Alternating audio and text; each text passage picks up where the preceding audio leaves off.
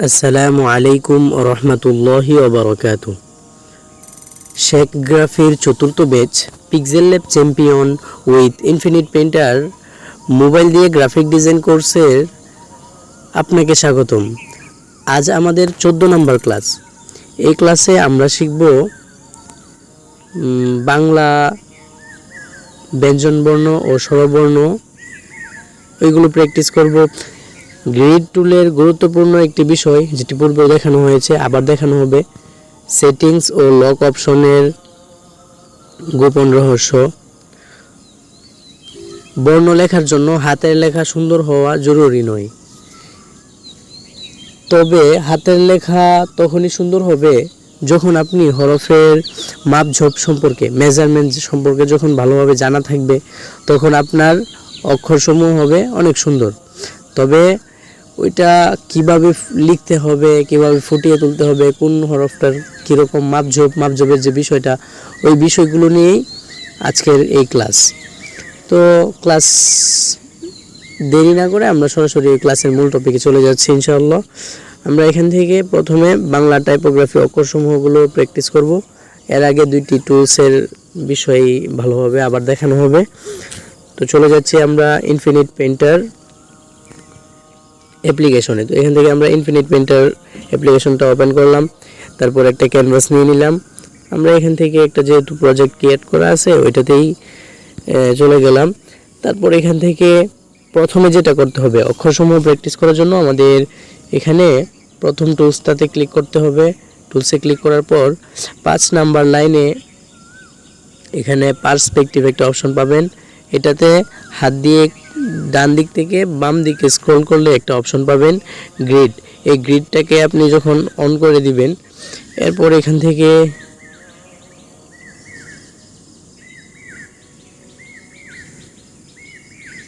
আমি এটাকে একটু কাস্টমাইজ করে নিচ্ছি, আপনারা এরকম করবেন না কেউ।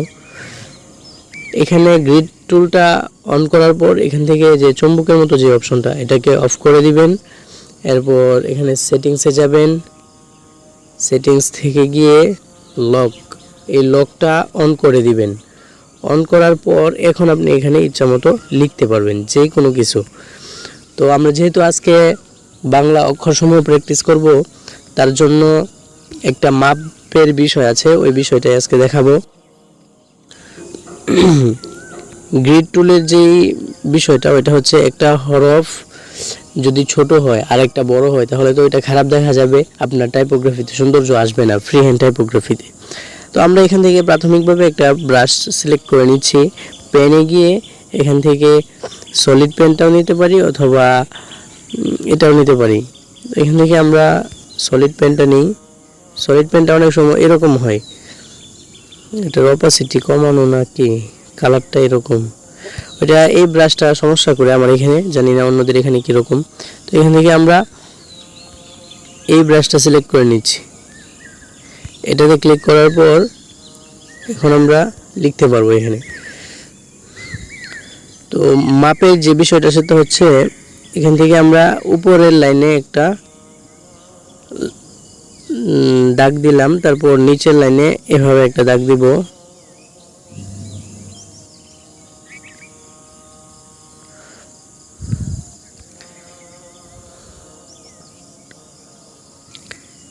এখন এই ব্রাশটাকে সাইজ আছে 7, আমরা এটাকে 3-এ রেখে আরও 2টা দাগ দিতে হবে। এখান থেকে এখানে একটা দাগ দিলাম, তারপর নিচের দিকে এইখানে আরেকটা দিলাম।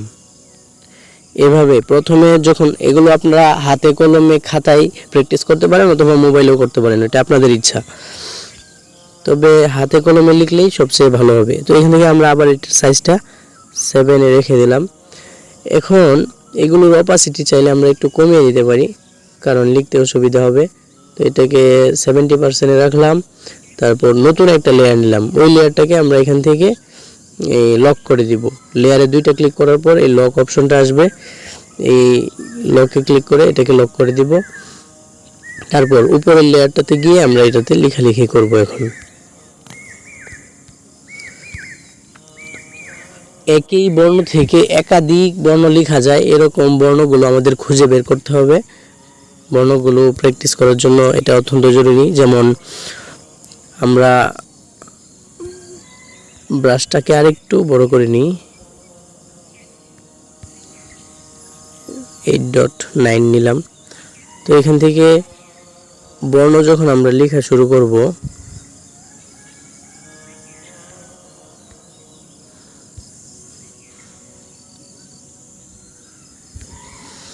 তো এই যে এটা আমরা লিখলাম তো এই থেকেই আরো অনেকগুলো বর্ণ লেখা যাবে। ওইগুলো কি কি আমি দেখাচ্ছি এখনই।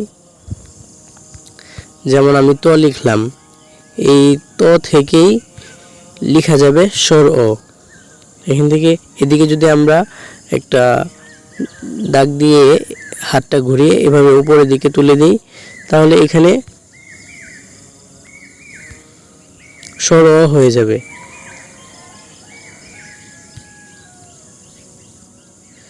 তারপর এটার মধ্যে যদি আমরা এখানে আরেকটা কাজ করি,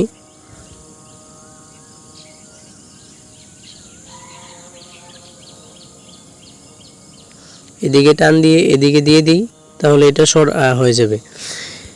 এটা থেকেই আরো অনেকগুলো লেখা যাবে। যেমন এটা থেকে আমরা ভ লিখতে পারি।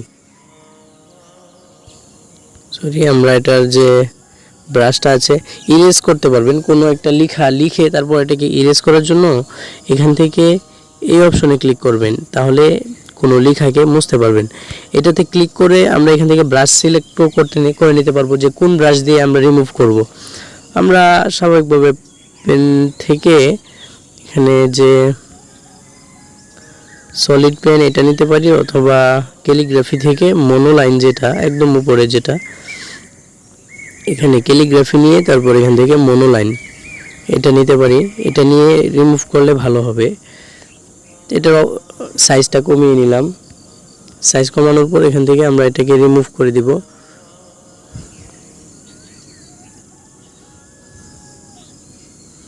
এভাবে রিমুভ করা হয়ে গেলে এটা থেকে আমরা এখন ভ লিখব।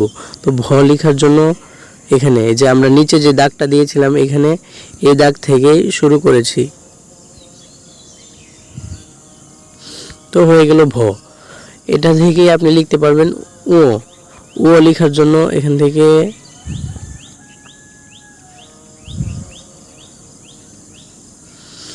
তো এইভাবেই একটা বর্ণ থেকে একাধিক বর্ণ লেখা যায়। আবার এটা থেকে আপনি হ লিখতে পারবেন, থ লিখতে পারবেন। তো হ লেখার জন্য এই সাইডের যে মাত্রাটা বাড়তি অংশটা, এটাকে যদি আমরা রিমুভ করে এখান থেকে এভাবে দিয়ে দিই, তাহলে এটা হ হয়ে যাবে। আবার এটা থেকেই রস্বই লেখা যাবে। এখান থেকে শুধু উপরের মাত্রাটা দিয়ে দিলেই রস্বই হয়ে যাবে। এটা থেকেই দীর্ঘই লেখা যাবে। এখান থেকে আমরা এটাকে এভাবে দিয়ে দিলাম আর মাত্রাটা দিয়ে দিলাম উপরে, তাহলে এটা দীর্ঘই হয়ে গেল। তো থ লিখবেন কিভাবে, এখান থেকে জাস্ট এটাকে এদিকে এনে এদিকে একটা মাথা তুলে দিবেন, তো থ হয়ে যাবে। এভাবে সলিড পেনটা নিয়ে প্রথমে বর্ণগুলো বারবার লিখে প্র্যাকটিস করার চেষ্টা করবেন। আমরা দেখি আর কি লেখা যায়। যেমন রস, দীর্ঘ, অ, ও, তারপর দর্শিন্য র, বর্গীয় জ, এগুলো লেখা যাবে। ওইগুলো দেখাচ্ছি। এখান থেকে যদি আমরা এই ভিতরের যে বৃত্তটা ওইটাকে রিমুভ করে এখান থেকে ব্রাশটা নিয়ে এভাবে দিই, তাহলে এটা ড হয়েছে, ড ধরা যাবে। আবার নিচে ফোঁটা দিলে ঢসিন্না র। এভাবে এটাকে আমরা বর্গীয় জ লিখতে পারি,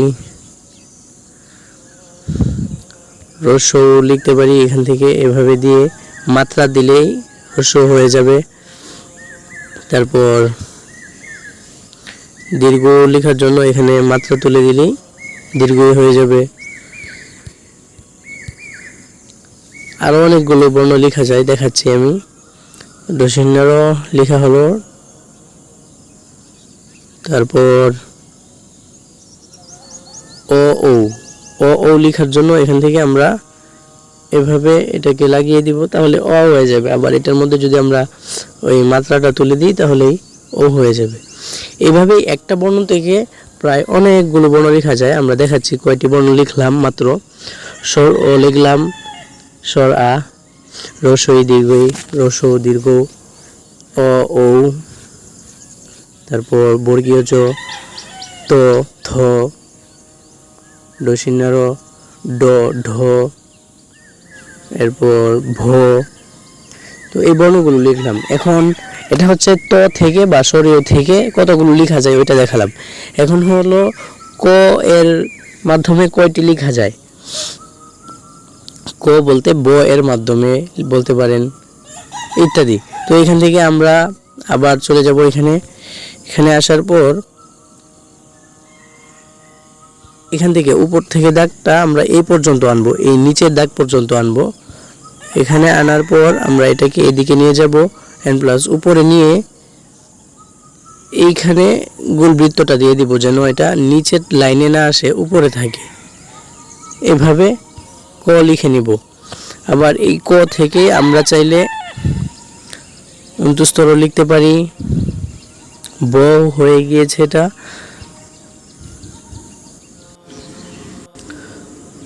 ব থেকে এটাকে আমরা ঝ লিখতে পারি। এদিক থেকে যদি আমরা মাত্রা দিয়ে এভাবে উপরে তুলে দিই তাহলে এটা ঝ হয়ে যাবে। আরও বেশ কিছু বর্ণ লেখা যায়, যেমন এটা থেকে আমরা ম লিখতে পারি। অন্তস্তর তো লিখলামই। ধ লিখতে পারি। ধ লেখার জন্য এদিক থেকে শুধু উপরের মাত্রাটা যে গোলাকার ওইটা দিয়ে দিলেই হবে, ধ হয়ে যাবে। তারপর এটা থেকে যদি আমরা ম লিখতে চাই তাহলে এদিকের যে অংশটা এটাকে আমরা এভাবে মুছে দেব।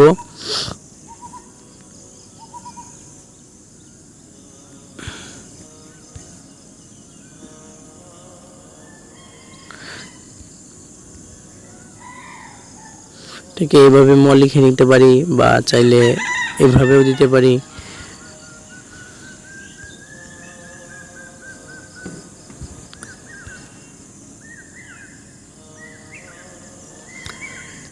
অথবা পুরোটাকে আমরা মুছে দেখাচ্ছি ম কিভাবে লিখতে হয়। এভাবে সম্পূর্ণ একদম সবগুলো বর্ণ আমি লিখে দেখাবো। অনেকগুলো প্রায় শেষ হয়ে গিয়েছে। তো এখান থেকে এখন আমাদের ম লেখার জন্য শুরু করতে হবে উপরের লাইন থেকেই। তারপর এই নিচের লাইনের উপরে উঠবে শুধু। এখান থেকে এই নিচের লাইনটা থেকে শুধু এখানে উপরে উঠবে, এছাড়া আর কিছু না। তো এটাকে এভাবে উপরে উঠিয়ে এভাবে আমরা ম লিখে নিতে পারবো। মাত্রা থাকলে তো আর উপরে এভাবে বাঁকানোর প্রয়োজন নেই। তো ম লিখে নিলাম। এরপর হচ্ছে আরও কিছু বর্ণ বাকি আছে, যেমন নিয়, খ, গ, এগুলোও লিখব। তো খ লিখে দেখাচ্ছি। খ লেখার জন্য শুরু করবেন এই বৃত্ত থেকে শুরু করে এদিক থেকে, তারপর এই নিচের লাইনে এখান থেকে এভাবে খ। তারপর হচ্ছে গ। গ লেখার জন্য আমরা শুরু করব এই নিচের লাইনটা থেকে। নিচের লাইনে শুধু মাথাটা আসবে, তারপর এখান থেকে এভাবে গ এর আকারটা দিয়ে দিব। এরপর হচ্ছে ঘ। ঘ লেখা যায় ওই ব থেকেই, শুধু এখান থেকে আমরা যদি ব এর মতো লিখি দেখাই, এখন এটা থেকেই গ লেখা যাবে। আমরা জাস্ট এখান থেকে এটাকে রিমুভ করে তারপর পেনটা সিলেক্ট করে এখান থেকে এভাবে দিয়ে দিলে এটা ঘ হয়ে যাবে। এভাবেই আরও কয়েকটা বর্ণ লিখে দেখাই, যেমন অন্তুস্থ জ। অন্তুস্থ জ লেখার জন্য জাস্ট এখান থেকে এভাবে দিয়ে দিলেই এটা অন্তুস্থ জ হয়ে যাবে। ফোঁটা দিয়ে দিবেন, অন্তুস্থ অ হয়ে যাবে। তারপর এখান থেকে মাঝখানে একটা টান দিয়ে দিলেই মূর্ধন্য হয়ে যাবে, মূর্ধন্য। এরপর হচ্ছে মূর্ধন্য ও। ও তো লিখে দেখানো হলো। ট, ঠ, নিয়। এখানে জাস্ট এটাকে মুছে দিয়ে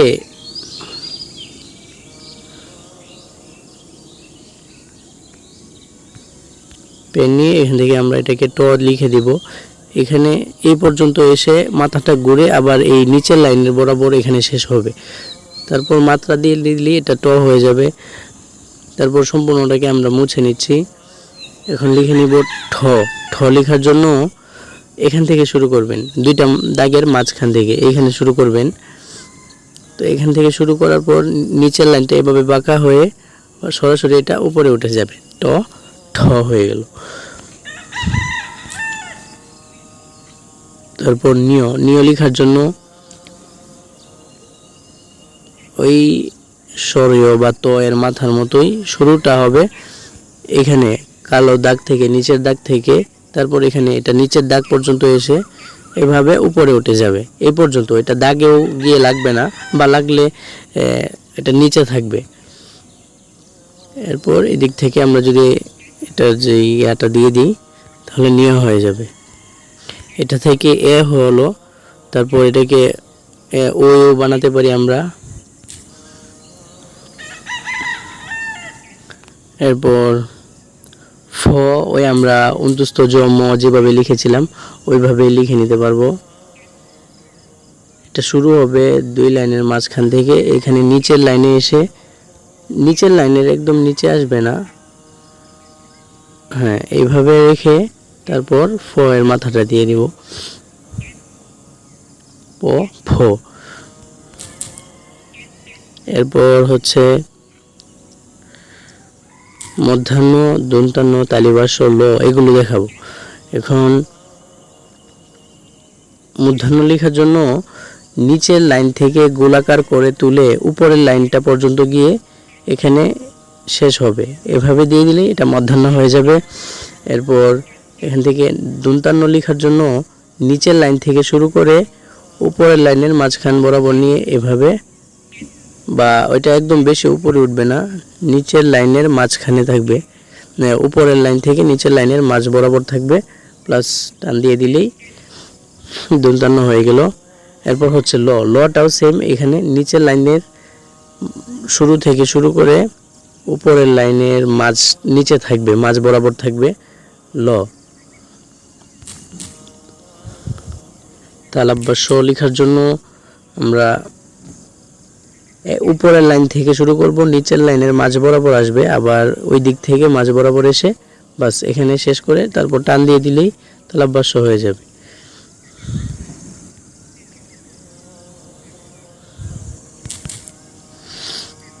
মোটামুটি সবগুলো বর্ণই আমাদের লেখা হলো। এখন দন্তাস ওইটাও আমরা চাইলে আগে লিখতে পারতাম ব এর সাথে, বা অন্তস্থ জ এগুলো যখন লিখেছি তখন। আমরা এই তালিবাসটাকে মুছে নিচ্ছি।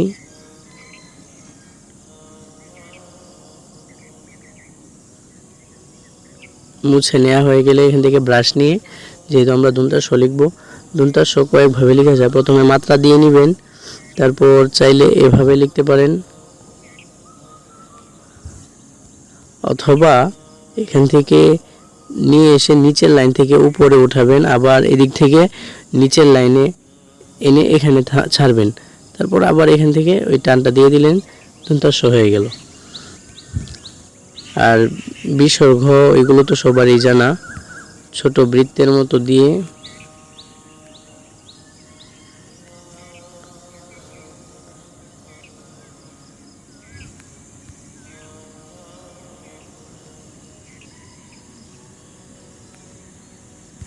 তো বিসর্গ হয়ে গেল।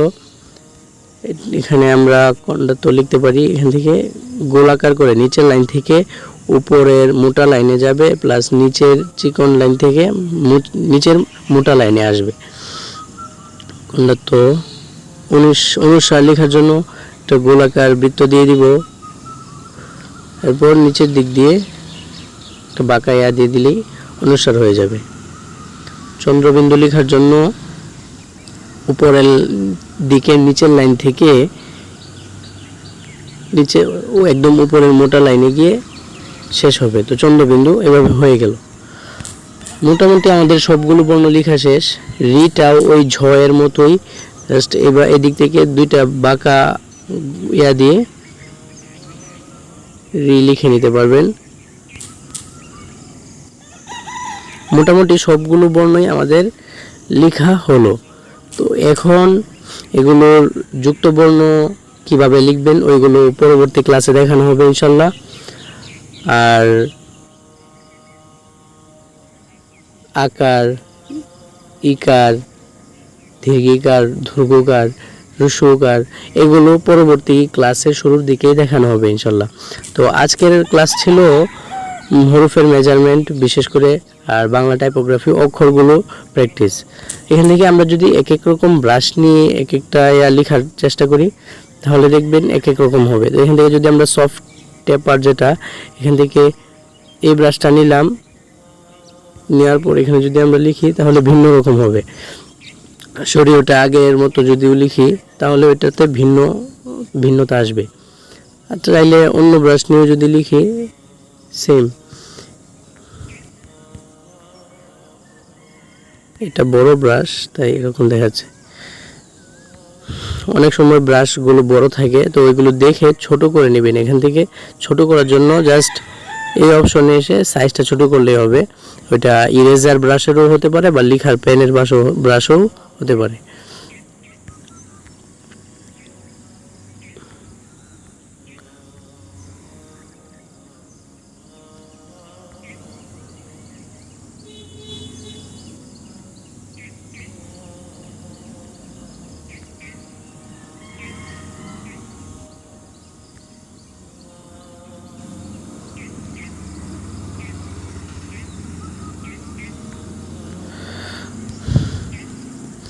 তো আজকের ক্লাসটা এই পর্যন্তই। সকলে ভালো থাকবেন। বর্ণগুলো ভালোভাবে হাতে কলমে খাতায় লেখার চেষ্টা করবেন, আবার মোবাইলেও লেখার চেষ্টা করবেন। আজকের ক্লাসটা এই পর্যন্তই। সকলে ভালো থাকবেন, সুস্থ থাকবেন। দেখা হচ্ছে পরবর্তী ক্লাসে। আসসালামু আলাইকুম ওয়া রাহমাতুল্লাহি ওয়া বারাকাতুহু।